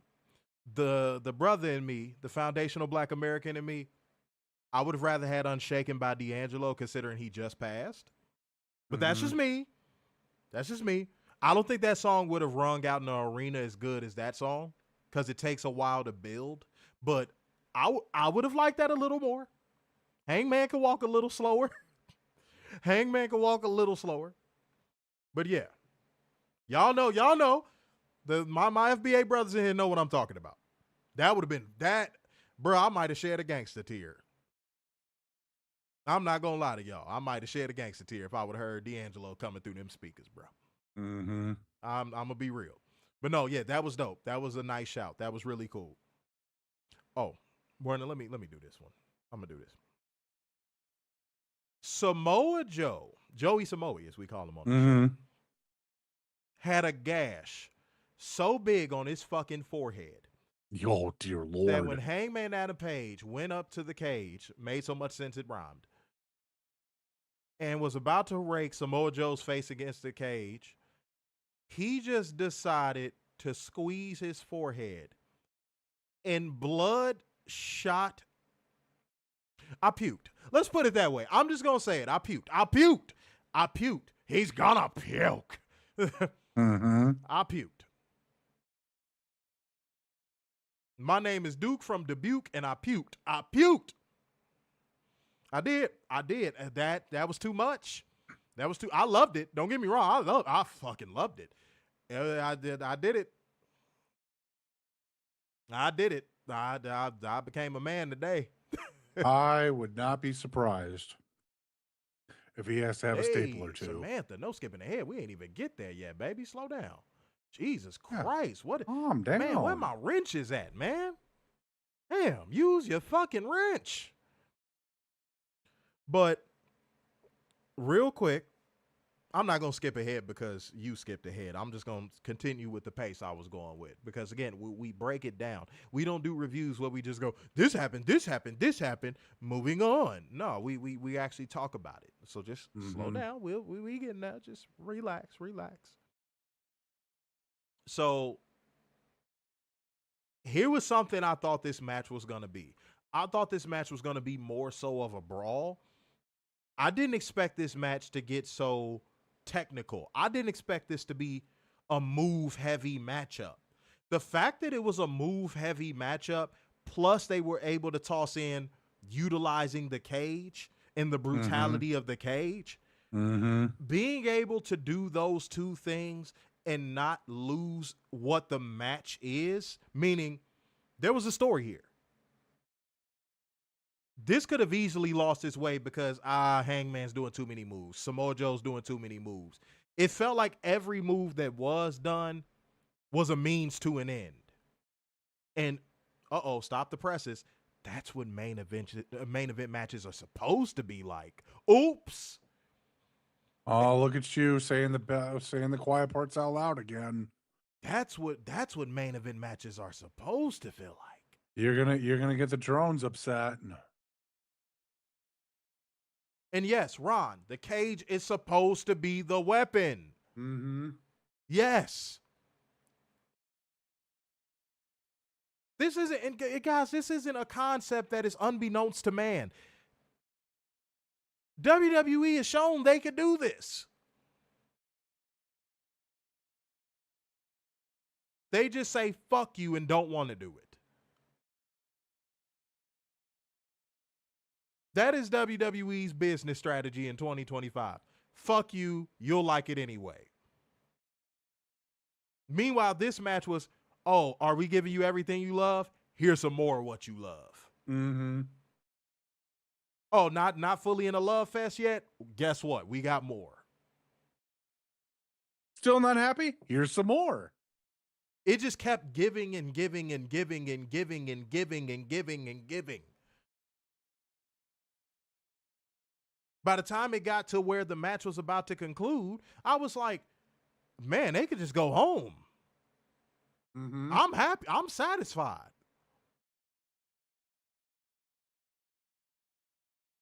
I'm telling y'all, 10 minutes before this match actually ended, I was like, I'm satisfied.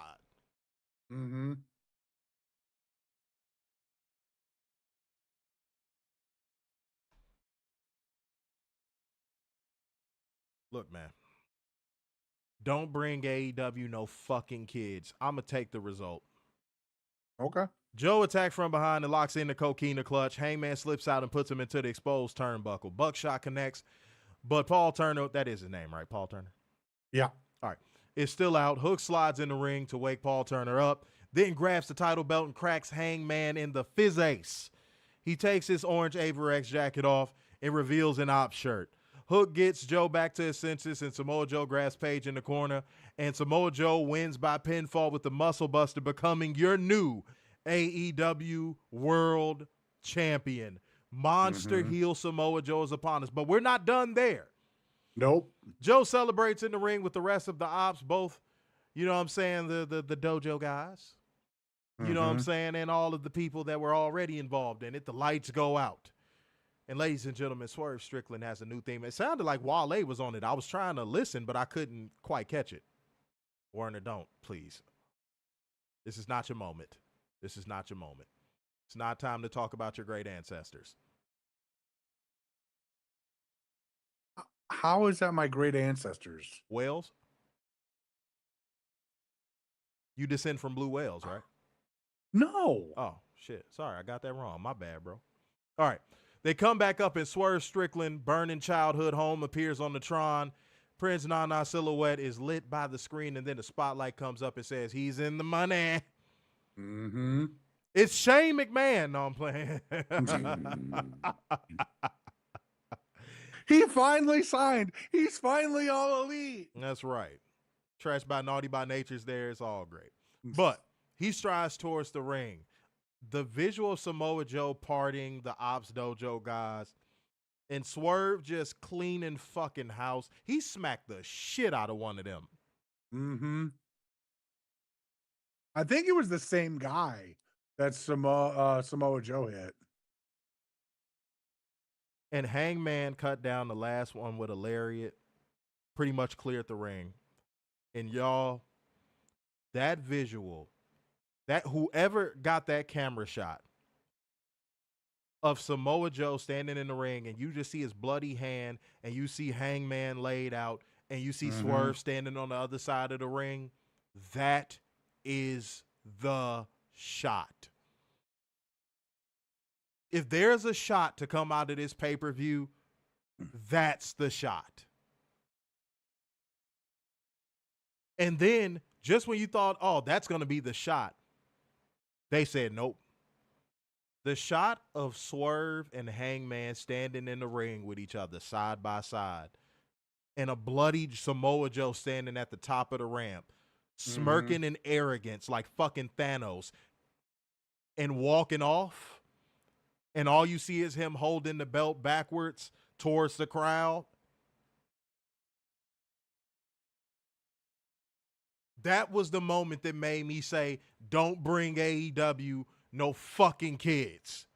No. That was the moment that made me say, don't bring AEW no fucking kids. WWE can't do that in 2025. Or 2026. Or 2027. Or 2028. Dude. Yeah, now that was cinema. Yeah, that was cinema. Adrian said Tony Khan's genius. The Death Riders is coming to an end, so Joe and the Ops is the new Monster Heel stable. And you know Joe with his mic work is going to go ape shit with it. Yep. And the crazy part about the Death Riders possibly ending, that's not necessarily the worst thing in the world. Because again, if we get an unhinged, loose cannon, fucking lone wolf John Moxley, what's the complaint? What's the complaint? Imagine that lone wolf John Moxley versus Samoa Joe. Right. Monster heel Samoa Joe. Dog, Samoa Joe is about to go on a Thanos run, yo.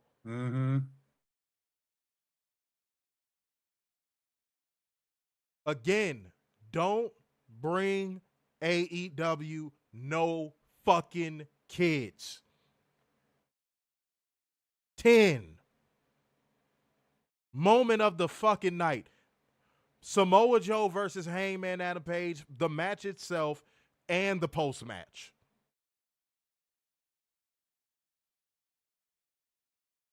Ten.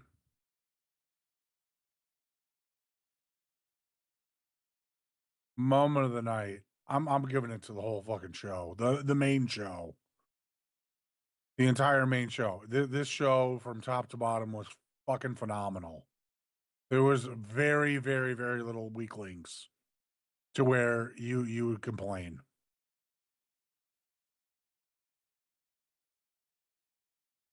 WWE finds something safe to play with. Mm-hmm. Because if AEW starts getting the audience, like the viewership, if they start getting the audience, y'all in danger, bro. I don't know if you saw this on Twitter, but this is the 5th year in a row that they've had over 10,000 people for Full Gear. Yeah. And that trend should continue. Mm-hmm. Oh, and by the way, if you ain't got your ticket for World's End in Chicago yet, what the fuck are you waiting for? Right.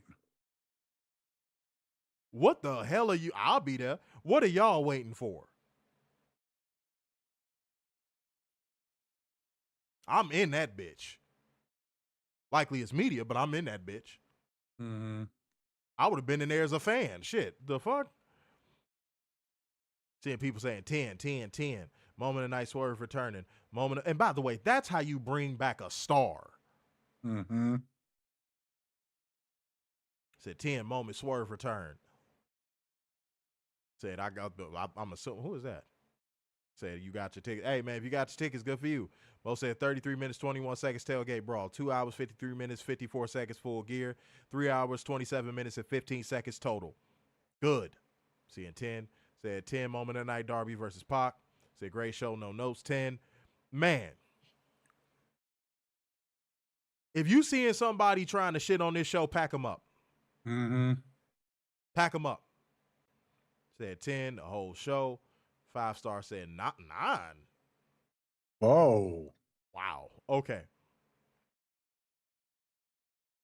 Let me see what we got. All right, cool. Clear the air.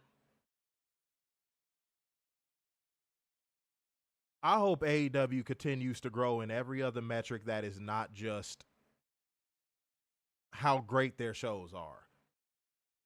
Because all of the protection and coddling and accolades and love that WWE gets, AEW actually deserves. Mm-hmm. And that's what I want to clear the air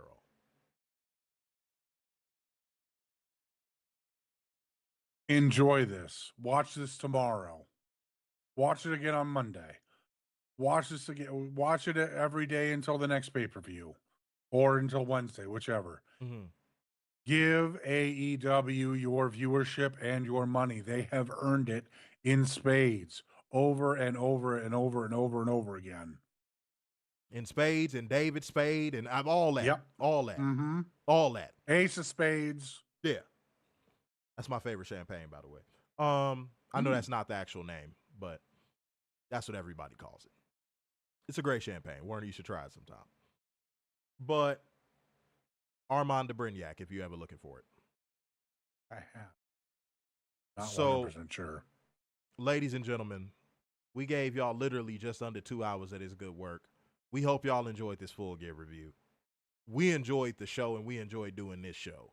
Mm-hmm. Guys, thank God tomorrow I have one final thing to do for preparation of WrestleCade, and I told y'all the announcement was coming, so just be on the lookout on our social medias tomorrow. I am so excited. And y'all, man, it's just full circle. It's love. Now I got to go deliver some boot camp. And yeah, it's gonna be all good, y'all. So time to get up out of here. Therefore, going once, going twice, and so to the man with the brazen in his ass. So sign off yet again. It's the epitome of black excellence, the king of dimes, and just your boy, Mr. Starks, and The big and football wide, the Messiah, the cute sixes, and the internal pessimist, Big Dub. peace out, y'all. See you Monday.